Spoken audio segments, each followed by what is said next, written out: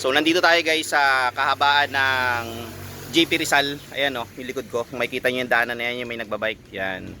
So nandito tayo guys sa kahabaan ng JP Rizal. Tapos yung likuran ko is UMAC or University of Makati. Yo guys. So back to the vlog. Nandito tayo ngayon guys sa BGC. Ayan o, kita nyo yung likod ko. So nandito tayo guys naman sa Terra 28. Dito sa ano nila, jogging lane nila. Ayan o. Okay guys, nandito naman tayo guys sa Fiesta Market, dito sa Market. So ayun, gaya nga ng sinabi ko, nitong January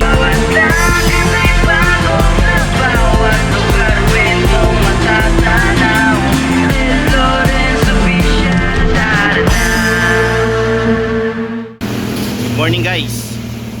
So another day, another video tayo ngayon guys. So for today's video guys, maiba naman tayo. Hindi muna tayo magluluto. So nandito tayo sa UMAC o University of Makati. Nagbike tayo ngayon. Tayo lang mag-isa kasi si Mike busy yata. So kaya hindi nakasama. So ayun. Today is Sunday, July 19. Ang oras ay 5:45. Ayan. So nandito tayo guys sa kahabaan ng JP Rizal. Ayan o, yung likod ko. Kung makikita nyo yung daanan na yan, yung may nagbabike. Yan. So nandito tayo guys sa kahabaan ng JP Rizal. Tapos yung likuran ko is UMAC or University of Makati. So ayun. Ito namang harap natin guys. Ito. Yan. People's Park yan. So nandito tayo ngayon guys. Nagpahinga lang tayo. Iikot lang tayo guys dito sa sa BGC. Ayan. Kasi ang aga pa eh. Dapat magja-jogging tayo ngayon kasama natin si Mike. So unfortunately, hindi ko na message si Mike kagabi kasi ang aga ko natulog. So ayun, kaya for sure tulog pa yun ngayon. Well anyway, ayun nga, today is Sunday, nagbike tayo. Wala naman tayo ibang gagawin, saglit lang tayo, ikot lang tayo rito sa BGC tapos uwi na rin tayo. So nabanggit ko nga pala sa inyo guys na meron akong sorpresang sasabihin sa inyo. So ayun, kung napanood nyo yung last 4 videos ko o last 3 videos ko, nabanggit ko doon. So abang lang kayo, meron ako surprise vlog sa inyo gaya nung sinabi ko nung nakaraang vlog. Meron ako surprise, abang-abang lang kayo guys kung ano yun. Malalaman nyo maya-maya. Surprise nga eh, di ba? So ayun, kamusta naman kayo guys ngayong weekend? So nasan kayo ngayon? Nagja-jogging ba kayo? Tulog pa ba? Or nagbabike kagaya ko? Or nag-aalmusal na? So ayun, drop nyo sa comment guys kapag na-upload ko tong videos na to. Okay? So yung surprise ko maya-mayang konti. Kita-kits tayo. Nandito tayo ngayon guys sa BGC. Ayan o. So nandito tayo ngayon sa BGC. Galing tayo ng People's Park dyan sa may West Rembo. Sa may Rizal, JP Rizal Street, West Rembo. Doon tayo galing sa may Taguig People's Park. So ayun, nagpapahinga lang tayo rito guys. Tapos maya-mayang konti, uwi na tayo. So again, nabanggit ko na meron akong surprise message sa inyo. Sa next vlog nga pala natin, meron akong surprise sa inyo. Abang-abang na lang kayo. So basta, hopefully cross fingers. Sabihin ko na. So last April of 2025, if I'm not mistaken, birthday yun ng tita ko. So nag-rent kami ng resort somewhere in Tagaytay yata yun, or basta parang Indang Silang Road. Ayun, nagla-live ako nung gabi dun sa resort. Hindi ko kalain may nangyaring hindi maganda sa YouTube channel ko. So pag uwi namin kinabukasan, dun ko lang nakita na may email ako galing sa YouTube. So ang nangyari, meron ako isang video dito sa YouTube channel ko na ni-report. Unfortunately, hindi ko alam kung ano yung video na yon. Tapos sa pan-checking dun sa email, ang sabi dun, meron daw akong kinuhang video, ganyan. Tapos sa pan-checking, yung video na yon, yung raw video na yun is akin.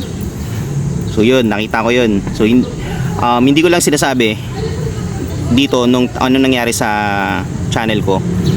Kasi nga tawag doon, useless din naman eh, di ba? So ayun nga, nakuha yung isang part ng video ko kung saan namamasyal kami ng buong family ko. Somewhere yata yun sa, wait parang Tagaytay, yung nagsimba yata kami, basta parang tipong ganun.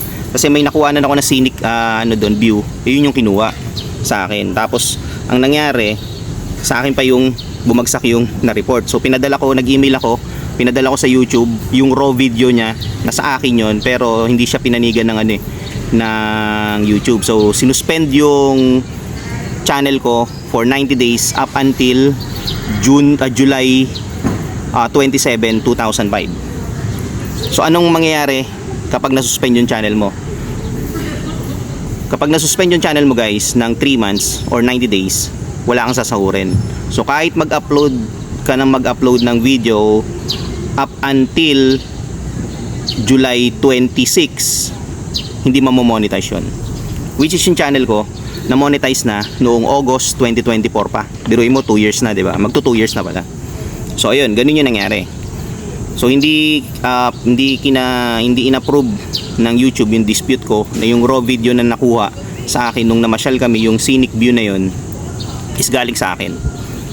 Wala tayong magawa kasi syempre tawag doon, ni-report tayo eh. So kahit pinadala natin yung raw video, yung tunay na nasa akin, ganoon talaga. So lesson learned, dapat pag mag-upload ka ng video, kung magagawa ka ng channel mo, so lahat ng video mo, lagyan mo ng watermark. Kahit saan dyan, kahit saan part ng screen, para hindi siya makuha. Kagaya yun sa akin. So fast forward, tinamad na akong mag-upload ng video. So yung watch hours ko naapektuhan. So from 4,000 bumaba siya ng 1,000 plus. So ang haba nun guys. Para sa isang small YouTuber or nagko-content ng video at hindi ka naman ganung kilala, so sobrang haba ng bubunuin mo para ma-meet mo yung 4,000 watch hours. So ayun, ganun nga yung nangyari. So hindi tayo nag-upload for the past 2 months and then bumagsak yung watch hours natin, naging 1,000 naging 1,700 something, basta less than 2,000. So ayun yung nangyari. So nandito tayo guys naman sa Terra 28 dito sa jogging lane nila, ayan. So dito naman tayo. So ayun nga, nabanggit ko nga kung ano nangyari dun sa channel ko. So ayun nga, ganun yung nangyari, na-report yung natin, yung video natin. So parang 10 seconds clip lang yun na kinuha, pero grabe, di ba? So hindi man lang ako kinredit dun sa video na yun, o hindi man lang inilagay kung kanino galing yung video na yun, basta kinuha na lang. So hindi na tayo nag-upload. Ayun nga, hindi na tayo nag-upload ng almost 2 months. Sayang, 'di ba? Bumagsak yung watch hours natin. Pero may mga videos tayo, guys, na naka-save na nun. So iniintay ko lang mag July 27, 2025 nun para mag-upload tayo uli. So unfortunately, nung nag-start tayo mag-upload, bumagsak yung Hindi ganun karami yung nanonood nung time na yun. So ano mangyayari sa YouTube mo? Hindi ka kikita, hindi ka mamomonetize. At ang masakit pa nun guys, yung naipon ko na $60 sa payout ko, nawala. So forfeited siya. So kinuha siya ng YouTube. So ganun yung nangyari. Hinold siya and then unfortunately, kinuha siya totally. Sayang, 'di ba? So $40 na lang guys. Sasahod na ako sa YouTube. Pero ganun yung nangyari. Dini-activate nila yung AdSense ko, Google AdSense ko na naka-connect sa YouTube. Tapos, ang masaklap pa, since suspended yung channel natin, sinuspend din nila yung ads at saka yung mga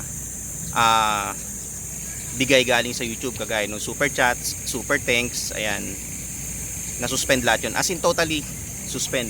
Pero it doesn't mean na terminate na yung account mo sa YouTube Partner Program or yung tinatawag nilang YPP, na kung saan lahat ng creator, lahat ng gumagawa ng YouTube is dun pumapasok sa YPP program nila.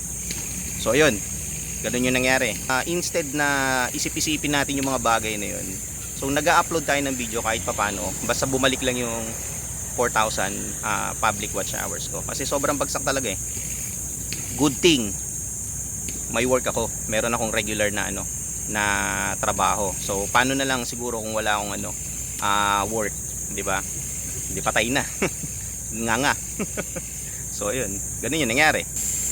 Fast forward 2026, nag-start yung nag-boom yung yung bumalik yung videos ko, yung views ng videos ko. January 1 midnight, saktong New Year ng 2026, nag-upload ako ng video na ang title Sunog. Ayun, so eto yun. Yan, yung title Sunog guys. Nag-upload ako ng video na yun. At grabe yung views niya guys. Pumalo talaga ng libo yung views niya. And then sunod-sunod na yun. So kada upload ko guys, sunod-sunod na yung pasok ng ng views niya. So pumalo yung watch hours ko ng 2,000 plus, parang more or less 2,500 na yun. So kailangan ko lang ng 1,500. So ang hirap mag-isip ng content mo, lalo nang ganun yung nangyari sa channel mo. So ayun, ang ginagawa ko lang, gala lang, lakad-lakad lang, tapos video lang, tapos para may i-upload lang ba sa YouTube channel. Ganun lang ginagawa ko, kahit may konting views or basta pumalo ng 100, basta umadjust lang yung yung public watch hours ko. So ayun, ganun na nga. Nandito naman tayo guys sa Fiesta Market, dito sa Market. So ayun, gaya nga ng sinabi ko, nitong January of this year 2026, nag-boom yung channel natin. So ang daming views. Yung unang vlog ko is yung Sunog, yung title nung January 1 of 2026. Tapos sunod-sunod na tayo guys nag-upload. And then fast forward, nag-iba tayo ng content. So sinubukan natin mag-content ng street food, tsaka yung mga nagtitinda ng pagkain malapit lang sa street namin. So inumpisan natin guys, kung hindi ako nagkakamali, sa Kalye Lumihan. Shoutout Kalye Lumihan. So sinubukan natin mag-vlog doon. Tinry lang natin mag-vlog, discreet lang tayo. So hindi ko kalain guys na yung views niya is papalo, like 600 plus yata yun. And then yung watch hours ko, ang bilis tumaas. Sabi kong gano'n, napasabi na lang ako sa sarili ko na baka eto yung hinahanap ng mga viewers ko. So sunod-sunod tayo guys nag street food content. Bumibili tayo ng pagkain sa mga kalye-kalye, ayan, tapos kinakain natin sa bahay, and then nire-review natin. So apart from that, sinubukan natin mag-vlog sa Lugaw, Pilipinas. Ayun, shoutout Lugaw, Pilipinas.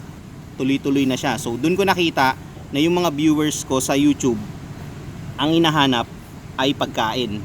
So sinunod-sunod na natin guys.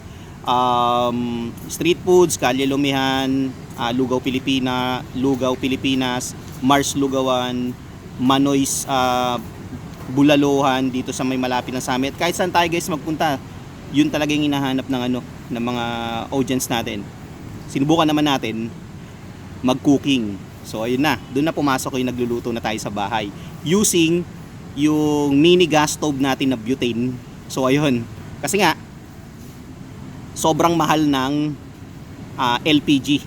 So kaya yun yung gamit natin. So yun, nag-cooking na tayo. And then apart from that, nag-review tayo ng mga pagkain. Tapos netong July, last Monday yata, netong July, 1 oras na lang yung kailangan natin bunuin. Again, 1 hour na lang ang kulang ko para ma-meet ko yung 4,000 public watch hours, and then makapag-apply na uli ng monetization sa YouTube.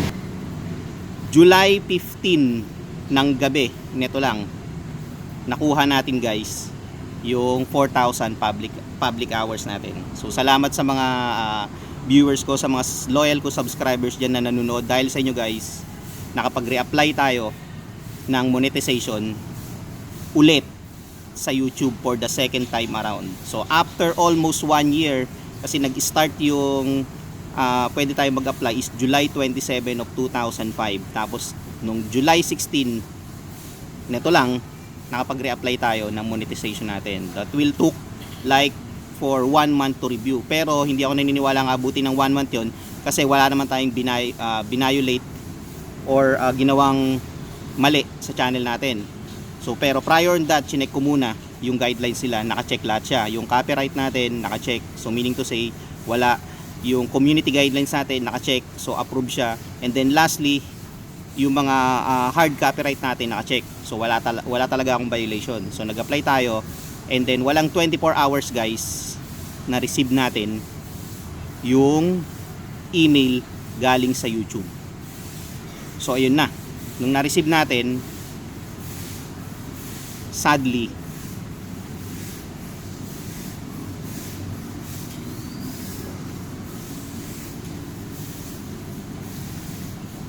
action speaks louder than words. So yun na yun. Kahit pala wala kang tawag doon na violate na rules or copyright lahat, is hindi pala ganun kadali na iisipin mo na ma-approve ka ni YouTube. So nakalagay doon sa email is eto.